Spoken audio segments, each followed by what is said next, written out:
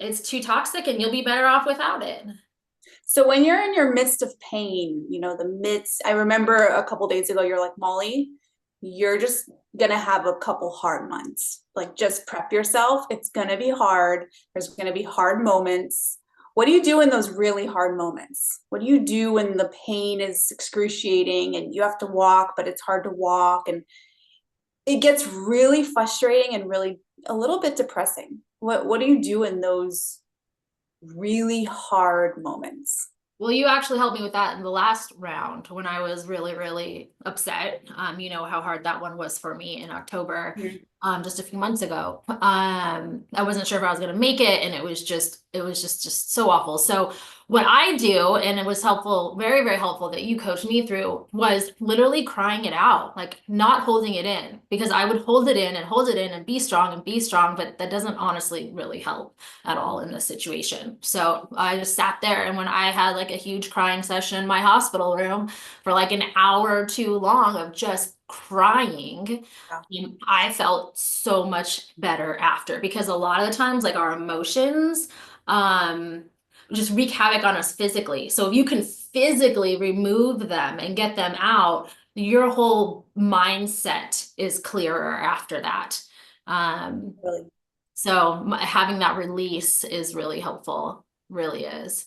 Mhm. And just knowing that you are getting better, like this is just a process that you have to go. You have to just tell yourself too, like this is a point in time. In 3 months from now, I'm going to be in a very different spot than I am right now. It might not feel this way. It might really suck right now, but I am going to get better. You have the support to get you through it, and just having the faith and the knowing that you're going to be better on the other side. Yeah.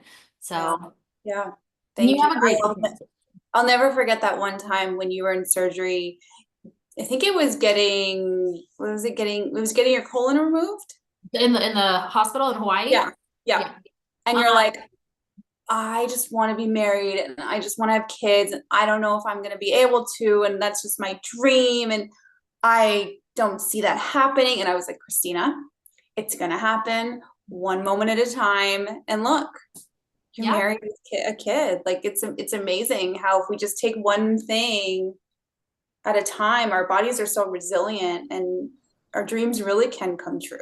And I think having that hope, um, and that leads me to asking you questions about, you've had how many surgeries? 20 something? I honestly stopped counting after these last couple. I want to say 23, 24 at this point. I just had another two. Amazing how you've had that many surgeries. Now my body's still here to tell the story too. Tell us about it. I mean, so many people are watching right now that have had one surgery or about to get a surgery or I mean, any advice or any, you've already told us your advice, but I just want to hear from you, like coming out of it and going through it and coming into it. I mean, everything. Well, I mean, you said a lot about the one back in that December of 2014, the Hawaii one. It was like three back-to-back surgeries, right? Complications happened, and so I had to keep going back. Um, And sometimes it feels like you're in a really dark hole. And I was at that point, just like I was 6 months ago when all the surgeries happened again. And you get to a point emotionally, things are really, really hard. It's not just physical, it's in your mind too. And people forget how strong their mind is when you're going through something like this, right? Because you feel bad. You don't feel good. You can't really walk. You can't function. My God, you can't even eat, right? I was on a liquid diet for like 2 months or, whatever. It's just hard. So the best piece of advice, what keeps me going through it all is my own just sheer, and I think with everyone, just determination to be able to move on and live like a good life. Like I didn't want to accept my life as it was with all these surgeries. Like I'm not going to play the victim, right? Like if your woe is me and your mental state is, oh, I'm just this so horrible things have happened to me. Why me? Like, don't get me wrong, I definitely have those moments, okay? But you have to come out of that and realize everyone goes through shit, whether it's literal shit like us or family problems or financial problems or whatever. Like no one's life is perfect. Yeah. So I had to stop comparing myself to others and realize, yes, this is my struggle, but I'm not a victim. This has happened to me, but there's something I was learning today. What someone was talking about was instead of thinking this happened to me, like this happened for me. Like there has been a lot of good things that have happened because I have Crohn's.